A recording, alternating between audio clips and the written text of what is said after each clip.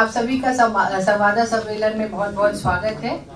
समाज कल्याण विभाग का इस वर्ष का ये पहला प्रेस कॉन्फ्रेंस है और इसमें हम ये बताना चाहेंगे कि समाज कल्याण विभाग ऐसे लोगों का विभाग है जो समाज के सबसे नीचे पायदान में है, जिसकी शायद सरकार को सबसे ज्यादा जरूरत है। और हमारा विभाग ऐसे वृद्धजन, विधवा, विकलांग, ड्रग से जो है, जो भिक्षुक है, जो कुष्ठ रोगी है, एड्स पीड़ित है, इस तरह के जो लोग हैं उन्हीं के का ये विभाग है। और हमारा विभाग सतत प्रयासरत है कि ये जितनी भी सेवाएं उनको दी जाती है उनको पारदर्शी ढंग से मिल सके। ये बहुत ही बड़ा विभाग है और उनके जो हमारे जो स्टेक होल्डर्स हैं वो बहुत बड़े हैं, बड़ी संख्या में है।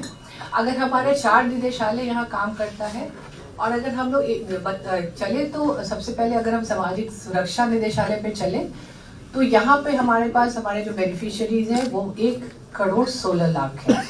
यानी कि हम लोग 1.16 करोड़ लोगों को मंथली पेंशन देते हैं, उनको केटर करते हैं। और उसमें दूसरा अगर हम लोग चले तो ICDS निदेशालय है हमारा, उसमें हम लोग 1,02,00,000 लोगों बेनिफिशियरीज को केटर करते हैं। यानी कि 2 निदेशालय मिला के करीब हमारा 2.25 करोड़ लोगों को हम केटर कर रहे हैं।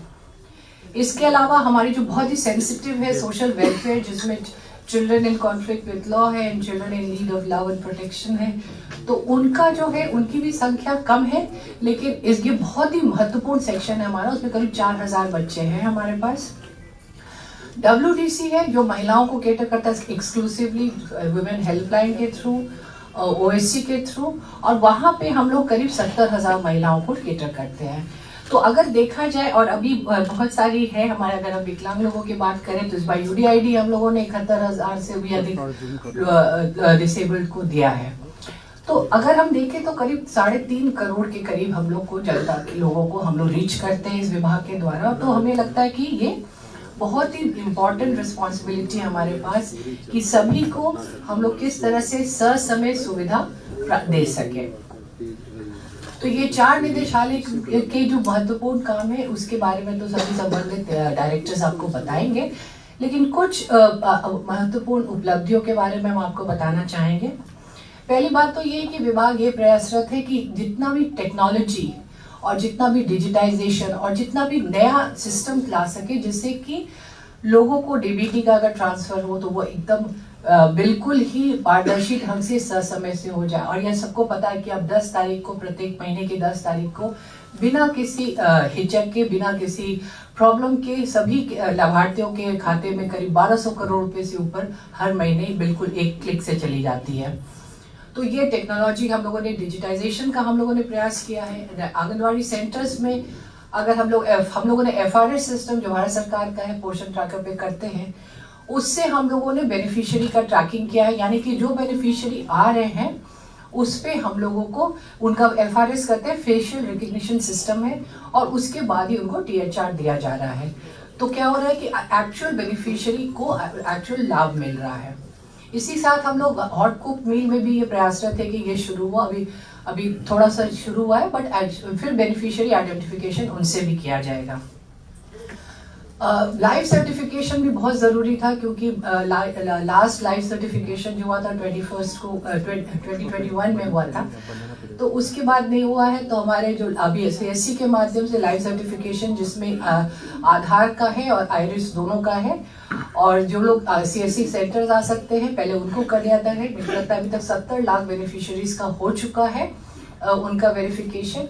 और जो नहीं है, जो सक्षम नहीं है आने के लिए, उनके लिए फिर हम लोग गांव में और पंचायत में जाके कैंप्स लगाएंगे।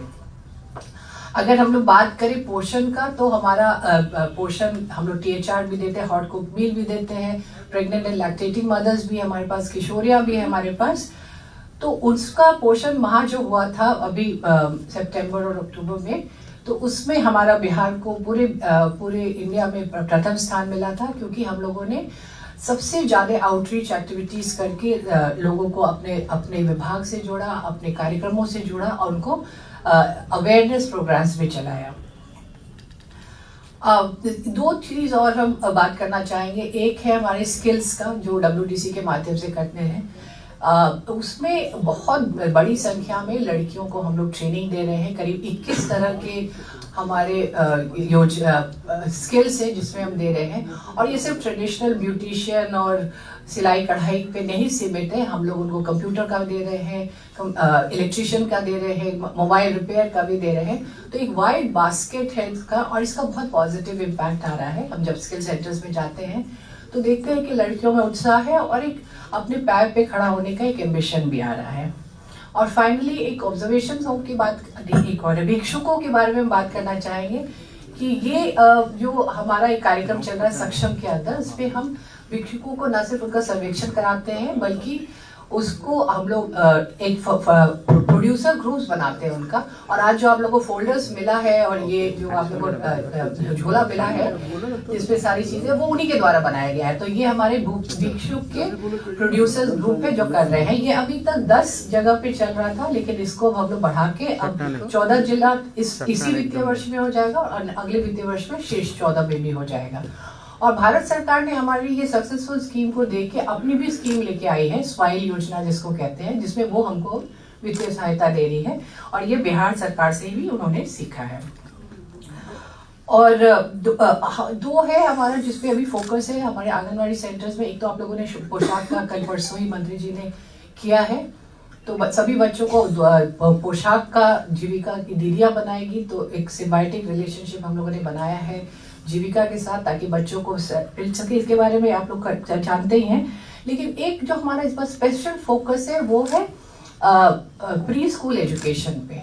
जिस तरह से private school pre school education में बच्चे जाते हैं, वहाँ पे उनको सिखाया जाता है, तो उसी तरीके से आंगनवाड़ी सेक्टर को भी एक सशक्त प्री स्कूल एजुकेशन का, संवेदनशील प्री स्कूल एजुकेशन का हम लोग एक सेक्टर बना रहे हैं। और उसके लिए हमारी तैयारी चल रही है। उसके लिए हम लोगों ने सेविका सहायिका का बहुत बृहद पैमाने पे ट्रेनिंग किया है।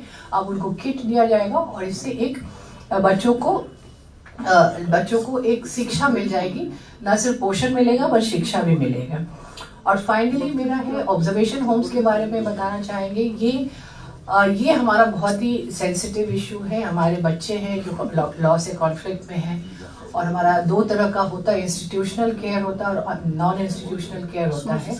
दोनों में विभाग बहुत सेंसिटिव है। ये एडोलेसेंट बच्चे हैं, छोटे बच्चे हैं, मानसिक रूप से कई बार वो सक्षम नहीं है, तो उनको हम लोग केटर करते हैं। और हमारा अभी आने वाले समय में यही प्रयास है कि सभी जिलों में, जैसा कि माननीय न्यायालयों के द्वारा भी बोला गया है, कि उनको भी सभी जिलों में इनके लिए एक रहने की व्यवस्था होनी चाहिए, ऑब्जर्वेशन होम्स होना चाहिए, उनका केयर का होना चाहिए। तो एक बहुत संक्षिप्त में मैंने अपने विभाग के इम्पोर्टेंट कार्य और अचीवमेंट्स के बारे में बताया है। अब सभी निदेशालय के डायरेक्टर्स अपना अपना दे देंगे, अपने बात में संक्षिप्त में बता देंगे, so that we can go forward. Thank you.